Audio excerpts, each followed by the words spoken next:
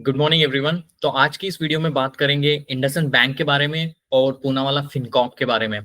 आपने कल देखा होगा इंडसइंड बैंक 18% टूटा था और पूनावाला फिनकॉर्प जो था वो भी अराउंड 18-19% के अराउंड उसमें बहुत बुरी तरह से हाल हुआ था शेयर होल्डर्स का। तो इसको समझने की कोशिश करेंगे ये क्यों हुआ और इससे हमें एज ए इन्वेस्टर क्या सीखना चाहिए आगे जाते हुए, और ये कंपनियों में कुछ प्रॉब्लम है या लॉन्ग टर्म के लिए कंपनियां खराब हो गई है या इनमें कुछ बहुत बड़ा इश्यूज है, इसको समझने की इस वीडियो में कोशिश करेंगे। तो आप सभी जानते हैं कि इंडसइंड बैंक जो है वो 81,000 करोड़ मार्केट कैप की एक कंपनी है, जो बैंक है एक बहुत बड़ी इंडिया की, और pristine quality of asset quality थी। बहुत अच्छे तरीके से इतने समय से काम कर रही थी। कभी भी आपने उसको स्टॉक में पिछले 2-3 सालों में कभी इतना गिरते हुए नहीं देखा है। लेकिन कल ऐसा क्या हुआ जिसकी वजह से मार्केट बहुत बुरी तरह से गिरा है, जिसको हम समझने की कोशिश करेंगे।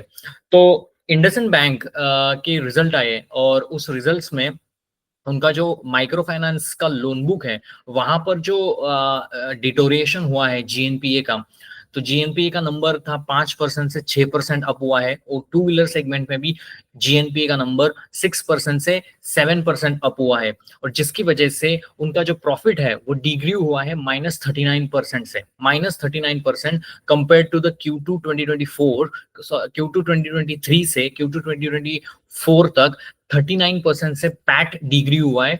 और उनका जो रिटर्न ऑफ इक्विटी था जो अराउंड 16% के अराउंड प्रिस्टीन रहता था, जो अभी घट के 8% की तरफ आया है।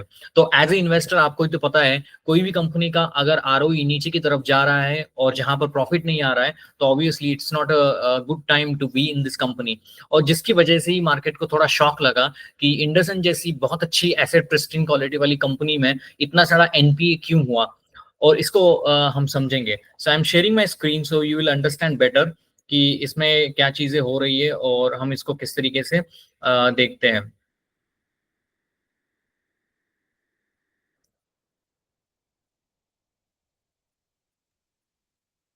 सो ये इंडसइंड बैंक का एक्चुअली पीपीटी प्रेजेंटेशन है।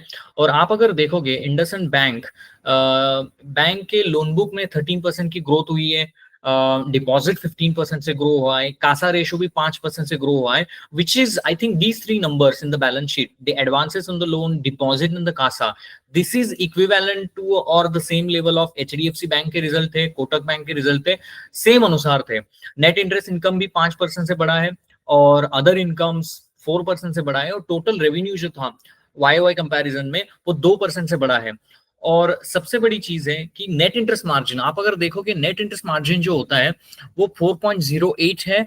और यहां पर प्रॉब्लम आती है, इन तीनों सेक्टर्स में प्रॉब्लम आ रही है कि रिटर्न ऑफ एसेट जो था वो 1% पे आया है और रिटर्न ऑफ इक्विटी जो था 8.11% पे आया है। ये रिटर्न ऑफ इक्विटी जो होता है is equal to net profit divided by average shareholders equity होता है। तो आपका अगर नेट प्रॉफिट जो है वो 39% से डिग्री हुआ है और आपके average share holder equity same है, तो आपका रिटर्न ऑफ इक्विटी जो है वो बहुत ही कम हुआ है। ये 15% तो स्टैंडर्ड रहता था इंडसइंड बैंक का, जो अभी लुढ़क के 8% पे आया है। और रिटर्न ऑफ एसेट जो होता है, रिटर्न ऑफ एसेट वही होता है कि मतलब आपका net revenue, net profit divided by total assets, इसका एक रेशियो होता है, वो रिटर्न ऑफ एसेट होता है। तो रिटर्न ऑफ एसेट का परसेंटेज भी कुछ 3-4% था, तो अभी वो 1% पे आया है। और इन्होंने कहा है कि return ratios adjusted for incremental contingent provision. तो इसको समझने की कोशिश करेंगे। Adjusted for incremental contingent provision मतलब अगर मान लो कि आपने कहीं 100 करोड़ का लोन दिया हुआ है और उसमें से कुछ पैसा वापस नहीं आ रहा है, या मतलब वो पैसा भी पूरी तरह से गायब हो चुका है, मुझे वापस नहीं आना है, तो एज पर आरबीआई रूल के हिसाब से कोई भी बैंक को अपने प्रॉफिट में से कुछ परसेंटेज इसमें प्रोविजनिंग रखनी रखनी पड़ती है। मतलब you have to keep aside or some amount of money towards the provision if your some payment is not coming, मतलब कुछ पेमेंट नहीं आ रहा है तो उसको बाजू हटा के बाकी चीज से काम करना पड़ता है। ये क्यों करती है बैंक, अभी कभी पूछोगे ये प्रोविजनिंग क्यों होता है, तो ये प्रोविजनिंग इसलिए होता है क्योंकि आरबीआई बोलती है बैंक में कासा डिपॉजिट होते हैं, मेरे जैसे आपके जैसे लोग इस बैंक में पैसा इकट्ठा करते हैं, पैसा ये करते हैं। अगर मान लो आप आपने वो प्रॉफिट में से कुछ परसेंटेज इस प्रोविजनिंग के लिए नहीं रखा और एक समय ऐसा आ गया कि आप कि जो कासा डिपॉजिट वाले लोग हैं, अगर मैंने कुछ 1 करोड़ रुपए बैंक में रखे और मैं कहीं विड्रॉ करने आया तो बैंक के पास पैसा ही नहीं बचेगा इन सारी चीजों के लिए देने के लिए। इसीलिए बैंक बोलती है कि कुछ चीजें प्रोविजन करके पीछे रखो और बाकी जो पैसा रह गया है उसमें से आप एडवांस लोन देने की कोशिश करो। तो यही इंडसइंड में हुआ है, जो प्रोविजनिंग उन्होंने की है वो ज्यादा की है। प्रोविजनिंग कहां से जाएगी? 100 करोड़ में से अगर मेरे को 10 करोड़ वापस हटा के रखना पड़ता है, बाकी चीजों के ऊपर कैलकुलेट करना पड़ता है, तो आपकी प्रोविजन बढ़ती है। और जैसे ही आपकी प्रोविजन बढ़ती है, आपका जो ग्रॉस एनपीए होता है, ग्रॉस एनपीए मतलब क्या है? एनपीए मतलब क्या है? Non performing asset. तो नॉन परफॉर्मिंग एसेट जो है वो बाजू हटा के करने पड़ते हैं। कोई भी बैंक में ग्रॉस एनपीए एनएनपीए का नंबर बहुत ही इंपॉर्टेंट रहता है। आप अगर देखोगे इस स्लाइड में आपको दिख रहा है 40%, मतलब क्यू ऑन क्यू बेसिस के ऊपर तो 39% से नेट प्रॉफिट डिक्लाइन किया है और 40% से वाई वाई बेसिस के ऊपर नेट प्रॉफिट डिक्लाइन किया है। ऑपरेटिंग प्रॉफिट की भी यही हालत है। कॉस्ट टू इनकम रेशियो 52.2 है। एंड जिसकी वजह से ये मार्केट को बुरी तरह से पसंद नहीं आया कि इतनी प्रिस्टीन क्वालिटी की जो कंपनी है वो अपना एनएनपीए बढ़ा रही है, और ये मार्केट को पसंद नहीं आया, और जिसकी वजह से मार्केट ने इस स्टॉक को कल तोड़ा है। तो आपको हमेशा देखना पड़ेगा कि फंडामेंटली क्या हो रहा है कंपनी में और क्या कर रही है। बाकी सारी चीजों के ऊपर मैं नहीं आऊंगा कि ये क्या है। अभी आप देखोगे नेट इंटरेस्ट इनकम, अभी आप देखोगे कि बैंक का रोल ही क्या होता है? बैंक का रोल यही होता है कि बैंक जो होती है, जो लोन उन्होंने दिया है वहां से जो इंटरेस्ट आता है उस इंटरेस्ट से बैंक अपना पैसा कमाती है, तो इसको बोलते हैं नेट इंटरेस्ट इनकम। तो नेट इंटरेस्ट इनकम में 5% से वृद्धि देखी गई है वाई वाई, और क्वार्टर ऑन क्वार्टर के बेसिस से 1% ही है। 4% का डिक्लाइन है अदर इनकम में, और 11% का तो डिक्लाइन है क्वार्टर ऑन क्वार्टर है। इसीलिए टोटल इनकम जो है वो 2% से ही ग्रो हुआ है, क्वार्टर ऑन क्वार्टर से 4% से ग्रो हुआ है। आप देखोगे ऑपरेटिंग एक्सपेंसेस बहुत इंपॉर्टेंट, 14% इंक्रीज हुआ है। मतलब आप अपना धंधा जो, मतलब रेवेन्यू नहीं बढ़ा रहे हो और एक्सपेंस बढ़ा रहे हो। मतलब मैंने कोई स्वीट्स की दुकान खोली, मैं अपना इनकम कम हुआ रहा है मेरा, और मैं अपनी एक्सपेंस वहां पर गोल्ड प्लेटेड कुछ चीजें लगा रहा हूँ, बहुत सारे एम्प्लॉयज का हायर कर रहा हूँ, मेरा मतलब ऑपरेटिंग एक्सपेंसेस जो है वो बढ़ा है। वो क्यों बढ़ा है? बैंक के केस में उन्होंने प्रोविजनिंग की है, जिसकी वजह से ऑपरेटिंग एक्सपेंस बढ़ा है। और आप अगर देखोगे ऑपरेटिंग प्रॉफिट डाउन है 8% से, और पूरा तो मतलब प्रॉफिट प्रॉफिट बिफोर टैक्स तो 39%, प्रॉफिट आफ्टर टैक्स 40% से डाउन है। मतलब इतना बुरा हाल मैंने इंडसन का बहुत समय में नहीं देखा है, और जिसकी वजह से ही बैंक में इतने सारे इश्यूज इसमें आ रहे हैं। ठीक है, और थोड़ी सी नीचे जाते हैं। अभी वो क्या करते हैं, आप अगर देखोगे इस स्लाइड को, आप ठीक से देखो वो क्या क्या करते हैं। उनके बहुत सारे सेगमेंट है। एक होता है एमएफआई सेगमेंट, जिसको बोलते हैं माइक्रो फाइनेंस लोन। मतलब क्या है? गांव के जो औरतें होती है उनके बचत गट के लिए पैसा देती है, छोटे मोटे शॉपकीपर्स को वो पैसा देती है।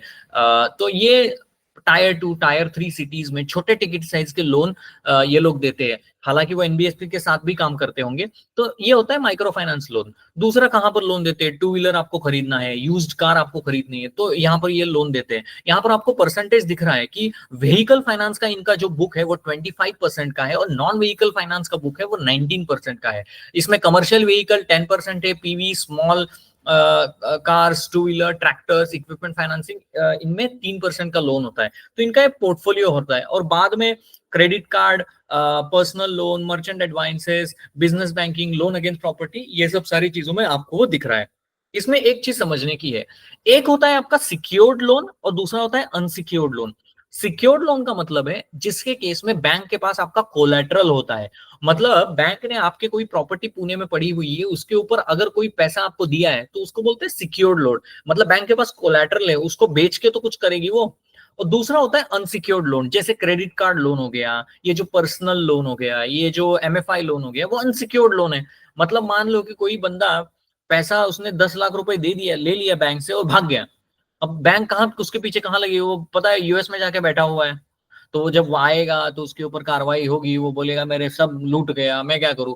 तो ये जो होता है वो अनसिक्योर्ड लोन होता है। और एमएफआई जो होता है वो गांव गांव में लोन होता है, वो टायर 2 टायर 3 सिटीज में, जहां पर पॉलिटिकल इंटरफेरेंस बहुत ज्यादा होता है। फ्लड आ गया, या मतलब आपके यहाँ पर कोई भूकंप आ गया, तो वो लोग आपका रीपेमेंट नहीं कर पाए, तो वो प्रॉब्लम आता है। तो बैंक को एमएफआई अगर लोन से पैसा वापस नहीं आ रहा है तो उनको प्रोविजनिंग करनी पड़ती है। इस प्रोविजनिंग से जीएनपीए का नंबर आगे जाता है, जीएनपीए का नंबर आगे जाता है तो आरओई इंपैक्ट होता है, आरओई इंपैक्ट होता है तो स्टॉक को ठोक देते हैं नीचे। सिंपल कंसेप्ट है।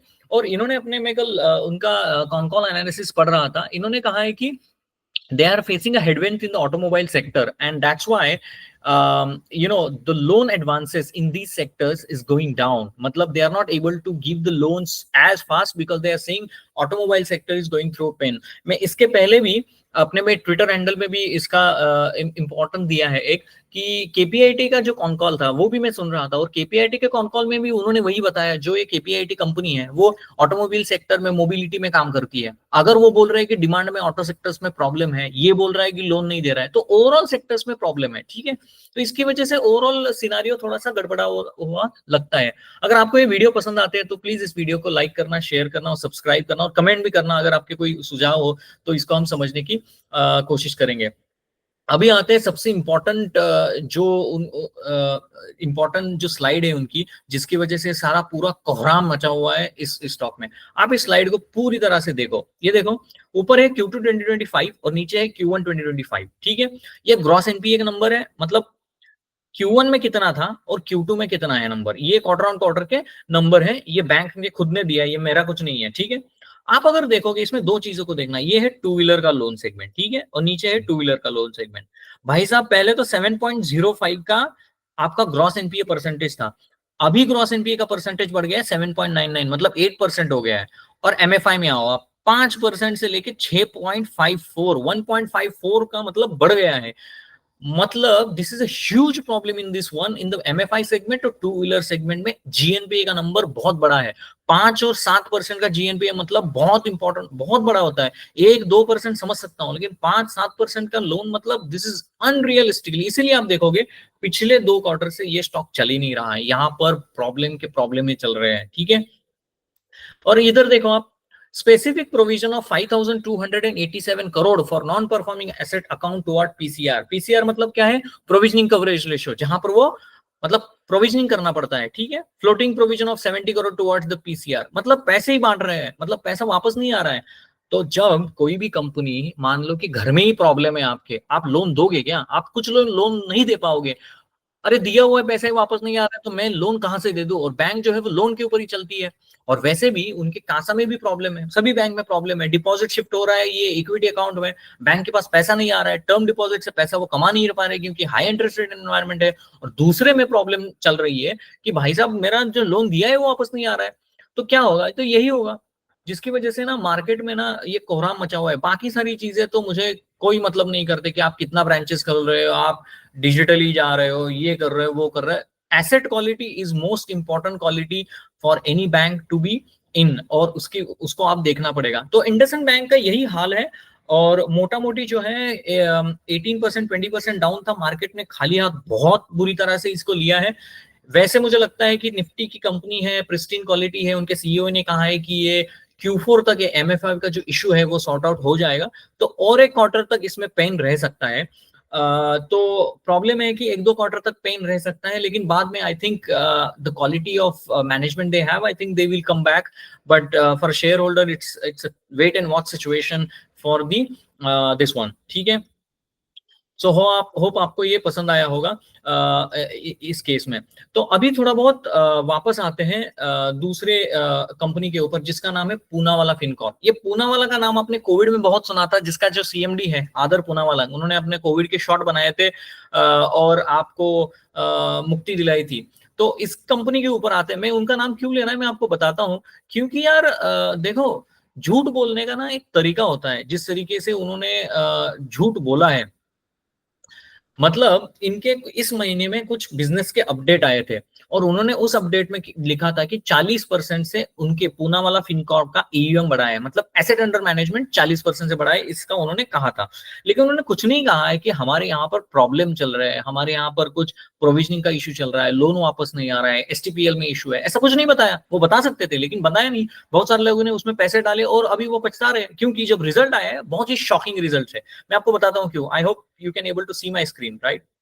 तो ये देखो, एसेट अंडर मैनेजमेंट में जो लोन बुक का ग्रोथ है वो 40% है, चलो ठीक है, दैट्स फैंटास्टिक थिंग। लेकिन इसमें देखो भाई साहब, पैट 305% से वाई डाउन है, और क्वार्टर ऑन क्वार्टर के बेसिस के ऊपर 260% से डाउन है। एनएनपीए का नंबर तो छोड़ ही दो, जीएनपीए का नंबर देखते हैं। पॉप में देखो 17% डाउन है, 35% से डाउन है। और यहाँ पर क्या लिखा है, Consistent growth in AMM despite moderation in STPL due to the credit recalibration. One-time OPEX and ongoing investment in technology distribution people impacted POP during the quarter. और इधर लिखा है देखो, मतलब इनका जो ऑपरेटिंग एक्सपेंडिचर था उसमें 71 करोड़ का प्रोविजनिंग उन्होंने किया है और 666 करोड़ का राइट ऑफ ही कर दिया है। मतलब किसी को लोन दिया था वो 666 करोड़ का पैसा ही वापस नहीं आया।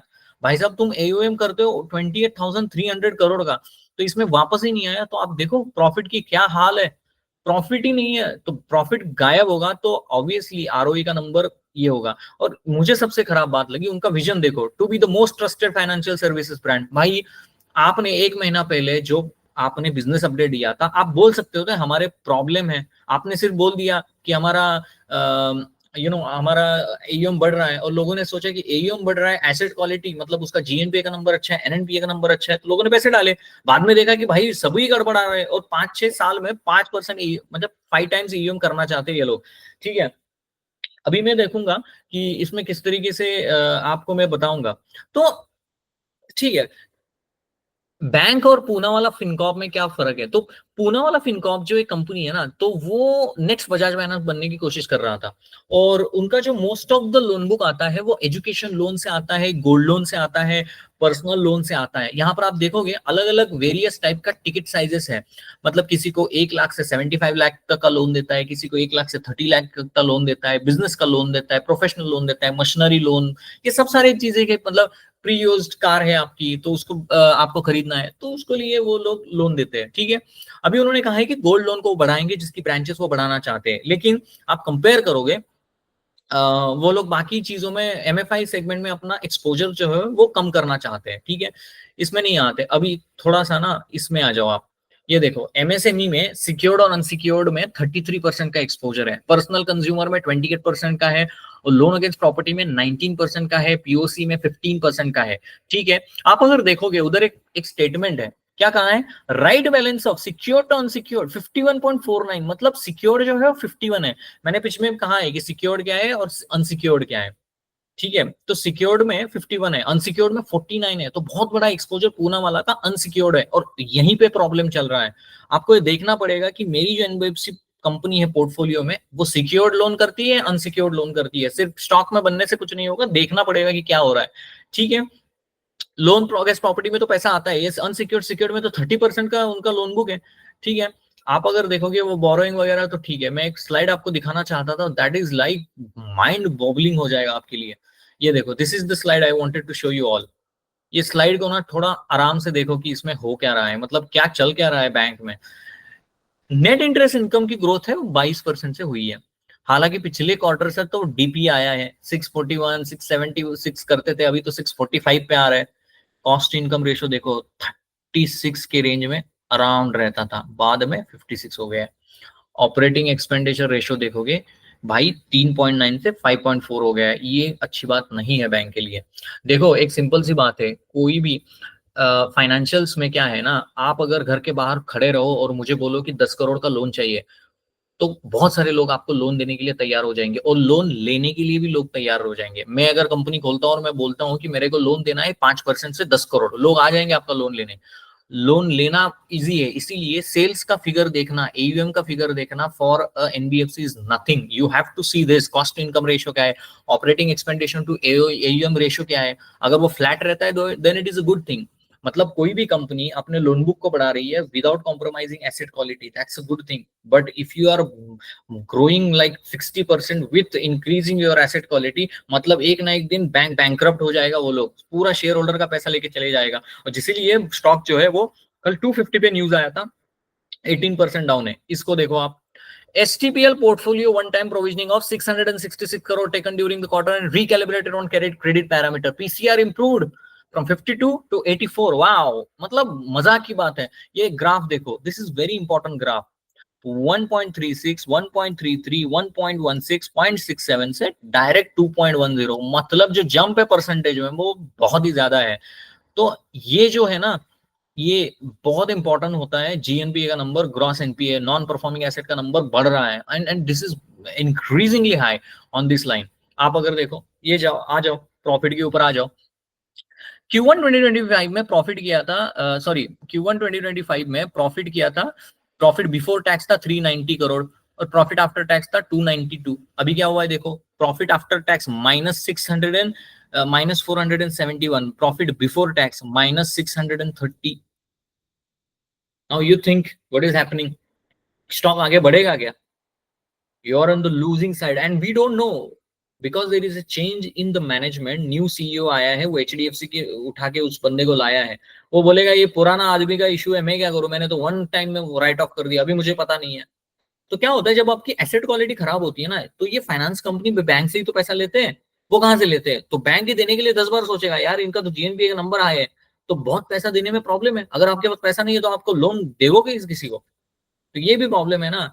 देखो, फाइनेंशियल सेक्टर्स में ग्रो करना ना इजी है, बट मेंटेन करना एसेट क्वालिटी बहुत डिफिकल्ट है। हर एक आदमी बजाज फाइनेंस नहीं हो सकता, भले कि वो बहुत आसान काम है, बट उस तरीके से डिस्ट्रीब्यूशन नेटवर्क, चैनल नेटवर्क, किसी को आप लेन दे रहे हो, लोन दे रहे हो, उसका एनालिसिस आप किस तरीके से कर रहे हो, इसके ऊपर ना बहुत सारी चीजें मैटर करती है। आप देखो ना, 666 करोड़ का तुम लोग प्रोविजनिंग ले रहे हो, तो क्या तुम सो रहे थे इतने समय से? आपको मालूम नहीं था? इतना कैसे बढ़ गया? मैं बोलता हूँ यार, प्रोविजनिंग करो 50 करोड़, 100 करोड़, ये तो मतलब पूरी तरीके से रिटर्न ऑफ एसेट देखो। रिटर्न ऑफ एसेट क्या है? Net profit divide by asset, total asset होता है -7%। 4.62 प्लस से -7% का रिटर्न ऑफ एसेट है। तो यही दिख रहा है आपके प्रॉफिट में। ये देखो, ये देखो, प्रॉफिट बिफोर टैक्स कुछ नहीं है, प्रॉफिट आफ्टर टैक्स कुछ नहीं है, पूरा डामाडोल है सिचुएशन। और इसकी वजह से ही तो बहुत सारे प्रॉब्लम चल रहे हैं। तो कहाँ से चलेगा स्टॉक? स्टॉक नहीं चलेगा, स्टॉक में बहुत सारे प्रॉब्लम्स है। और बाकी मुझे कुछ नहीं देखना है। इधर देखो, वो बहुत ईसीजी किया, ये जो है ना, ये इनकी मैनेजमेंट है। तो आप देखोगे ऐसी मैनेजमेंट रहेगी और ऐसा आप लोग कुछ करोगे तो स्टॉक तो मतलब आपको ये नहीं करेगा, ठीक है। अगर आपको ये वीडियो पसंद आते हैं तो प्लीज इस वीडियो को लाइक करना, शेयर करना और सब्सक्राइब करना। And hope you like my videos and please comment करना। और इसलिए मुझे प्रोत्साहन मिलता है ऐसे अच्छे टॉपिक्स के ऊपर मतलब वीडियो बनाने का। और thank you so much and have a nice day ahead. Please like करना, शेयर करना, सब्सक्राइब करना। Thank you so much guys.